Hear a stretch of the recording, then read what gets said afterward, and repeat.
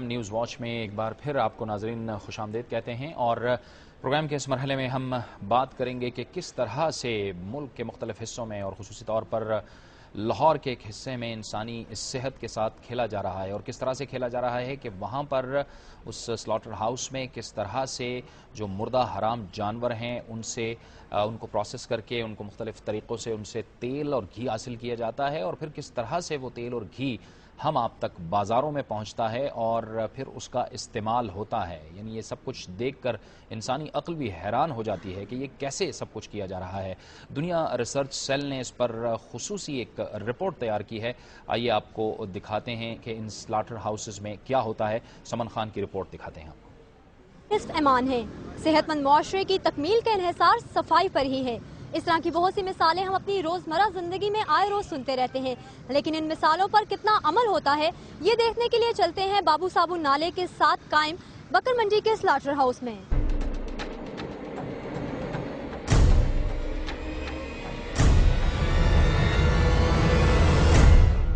بکرے اور گائے تو ایک جگہ، اگر آپ کا کتا یا گدھا بھی مر جاتا ہے تو اسے فضول مت سمجھیں، بلکہ اس کے مردہ جسم سے بھی پیسے کمائیں۔ یہ پیغام ہے مردہ جانوروں کی چربی سے تیل نکالنے والوں کا۔ دنیا ریسرچ سیل اور محکمہ ماحولیات کی ٹیم نے جب بکر منڈی مصفا خانوں کے گرد و نواح کا دورہ کیا تو معلوم ہوا کہ یہاں مردہ گدھے، کتے، چوہے اور دیگر مردہ جانوروں سے نکالی گئی چربی کو پگھلا کر تیل نکالا جاتا ہے، جو مضر صحت اشیاء بیچنے والوں کا کاروبار چلانے میں مدد دیتا ہے۔ اس کو زیادہ تر لوگ جو نا وہ ڈبوں پیپوں میں ڈال کے مختلف بیچ دیتے ہیں، اس کو لوگ مس یوز کرتے ہیں مختلف، جیسے جلیبیاں اور چپس وغیرہ کے لیے، اور جو بہت ساری جو چیزیں جو نا جیسے چرگا وغیرہ کر لے اس کے استعمال ہو رہی ہیں۔ دہی، جیلی، ٹوفیوں، کھانے کی مختلف اشیاء، ادویات، لپسٹکس اور دیگر کاسمیٹکس میں استعمال ہونے والی جیلاٹن بھی شہریوں کی صحت کے ساتھ کھیل کھیلنے والے یہی بیوپاری تیار کرتے ہیں۔ یہاں مردہ جانوروں کی جلائی گئی ہڈیوں کے صفوف سے جیلاٹن بنائی جاتی ہے۔ مردہ اور ذبح ہوئے جانوروں کا استعمال تو اپنی جگہ، ان کارخانوں میں لاہور بھر کے ہوٹلوں سے بچی ہوئی ہڈیاں بھی ریسائیکل کی جاتی ہیں۔ استعمال شدہ ہڈیوں اور گوشت کو دھوپ میں پھیلا کر خشک کیا جاتا ہے، پھر انہیں مشین میں ڈال کر تیل نکالا جاتا ہے جس سے برتن اور کپڑے دھونے والا صابن اور سرف بنایا جاتا ہے۔ استعمال شدہ ہڈیوں اور گوشت کو ابالنے سے نکلنے والے کیڑوں سے نظریں چرائے یہاں کام کرنے والے افراد اسی فضلہ سے چربی نکالتے ہیں۔ جانوروں کے خون کو بھی یہاں بڑی مقدار میں پکایا اور خشک کیا جاتا ہے، جس سے مرغیوں کی فیڈ میں ڈلنے والی کھاد بنائی جاتی ہے۔ جو یہ خون جلا رہے ہیں، خون کا یہ خشک کر کے اس کا پاؤڈر بنا کے یہ، اور یہ آپ کو دکھائی تھی جو یہ مختلف جانوروں کو دیتے ہیں، جو ہماری 6 مہینے میں تیار ہو جاتی ہے مرغی جو ہم کھاتے ہیں۔ یہ بازاروں سے مہنگے داموں ملنے والی سوسیجز اور ہاٹ ڈاگز کا بنیادی جز یعنی انتڑیاں بھی انہی مذبح خانوں میں تیار کی جاتی ہیں۔ بدبو اور گندگی کی پرواہ کیے بغیر یہ لوگ چھوٹے جانوروں کی انتڑیوں کو دھونے کے بعد نمک لگا کر محفوظ کرتے ہیں، اور بڑے جانوروں کی انتڑیوں میں ہوا بھر کر انہیں سکھایا جاتا ہے، اور پھر انہیں بیرون ملک برآمد کیا جاتا ہے۔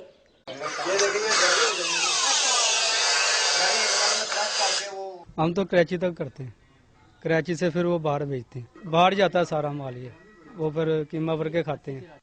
اس تمام عمل کے دوران ان مذبح خانوں سے نکلنے والا فاضل مادہ نالیوں میں بہہ جاتا ہے، جو آخر میں بابو صابو نالے میں جا گرتا ہے۔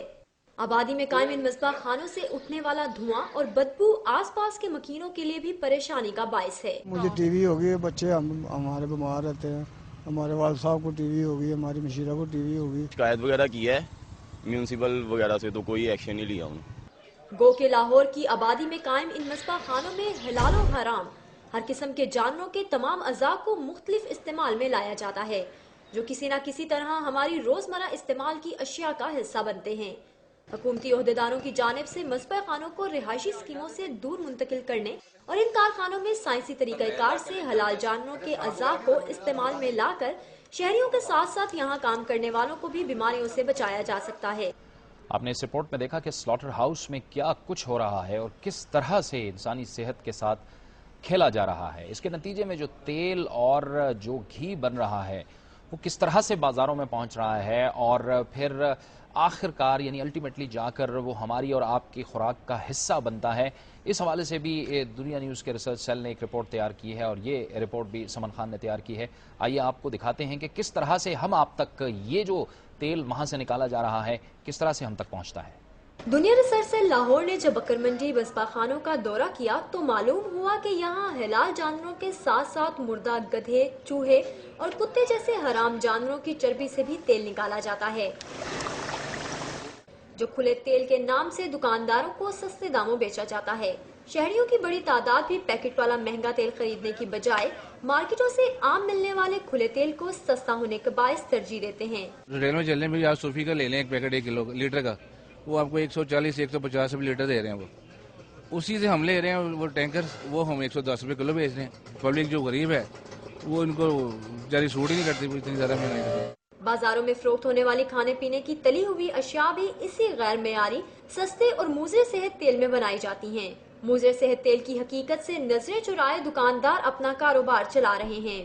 سارا پتا ہے کہ کھلا تیل جڑا نا یہ جراثیم والا ہوتا ہے، اپنا وقت ہی پاس کرنا ہے نا، ان کو نہیں کچھ لبدا، مہنگائی بہت ہے.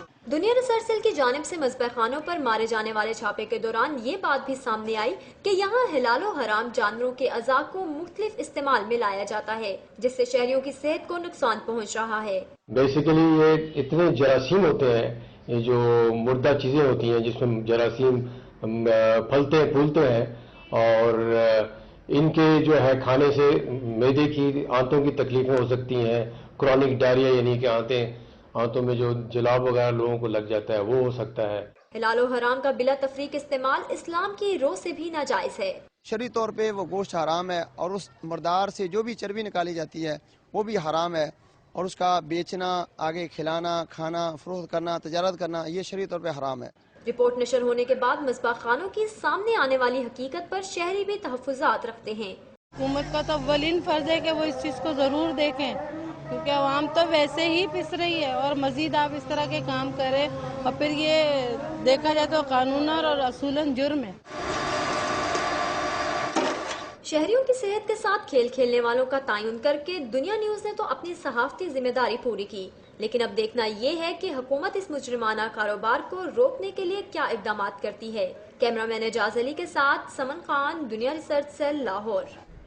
یہ رپورٹس چلنے کے بعد اب اطلاعات یہ آئی ہیں کہ لاہور کی انتظامیہ نے اس پر فیصلہ لے لیا ہے اور اس کے خلاف کارروائی کا آغاز کر دیا ہے. کس قسم کی کارروائی کا آغاز کیا گیا ہے اسی پر ہم بات کریں گے، اور اس کے لیے ہمیں جوائن کیا ہے ٹیلی فون لائن پر ڈی سی او لاہور جناب سجاد بھٹا نے. بہت بہت شکریہ بھٹا صاحب. اچھا بھٹا صاحب، یہ جس طرح سے یہ بابو صابو میں ایک جو نالہ ہے اس کے پاس ایک سلاٹر ہاؤس ہے جہاں پر مردہ جانوروں کو لایا جاتا ہے، اور اس کے بعد جی میں بتاتا ہوں، اس بارے میں ایک رپورٹ ہمیں ملی تھی کہ یہاں پہ یہ کوئی کاروبار ہو رہا ہے. آپ کو یاد ہوگا ہم نے بہت پہلے بھی یہاں پہ کلین اپ آپریشن کیا تھا، اور اس کو بالکل یہاں پہ ایک ساتھ جو بھی اسٹیبلشمنٹ تھی ان کو بند کیا گیا، وہاں سے ریموو کیا گیا.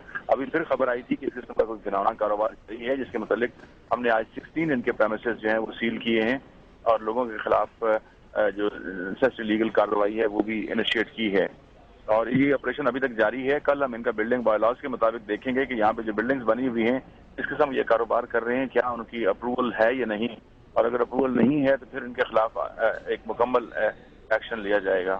اچھا بھٹا صاحب، کیسے اس چیز کو انشور کیا جائے کہ یہ لوگ دوبارہ، یعنی یہ تو ان کی پھر گروتھ ہو جاتی ہے، آپ ایکشن لیتے ہیں پھر گروتھ ہو جاتی ہے، روکا جائے ہر صورت؟ مسئلہ یہ ہے کہ سلاٹر ہاؤس ساتھ ہے، سلاٹر ہاؤس میں بھی لوگ لے کر آتے ہیں، اور ساتھ ان کا ایک جو کہ ڈیڈ اینیمل ٹائپ ایک جگہ ہے وہ بھی بنی ہوئی ہے، بھی انڈر دا لا ہوتی ہے، لیکن اسی کو یہ ایکسپلائٹ کرتے ہیں اور اسی سے پھر باقی چیزیں بناتے ہیں، جس میں کبھی رات کو یہ چربی بناتے ہیں تو بدبو آتی ہے، لوگ شکایت کرتے ہیں، پھر ہم ان کے خلاف ایکشن لیتے ہیں انوائرمنٹ لاز کے تحت. لیکن اس وقت جو تھا یہ میرا خیال تھا کہ بہت زیادہ ہے، اور ہمارے اس کو روکنے کے لیے جو مستقل طور پر اقدام ہے وہ یہی ہے کہ ان کی جو بلڈنگز ہیں جو کہ وہ دیکھا جائے کہ بلڈنگ پلان اپروو ہے یا نہیں ہے. اگر نہیں ہے تو پھر یقیناً ہم ان کو یہاں سے ان کی بلڈنگز ہی ریموو کر دیں گے. بہت بہت شکریہ. سجاد بھٹا ڈی سی او لاہور ہم سے گفتگو کر رہے تھے، اور ان کا یہ کہنا تھا کہ ہر صورت میں اس گھناؤنے کاروبار میں جو لوگ بھی ملوث ہیں ان کے خلاف ایکشن لیا جائے گا، ایکشن لیا بھی جا چکا ہے، اور دوبارہ بھی اس بات کو انشور کرایا جائے گا کہ دوبارہ سے یہ اس طرح کا گھناؤنا کام نہ کر سکیں. وقت ہوا چاہتا ہے ایک بریک کا، اور بریک کے بعد ہمارے اس پروگرام کا سلسلہ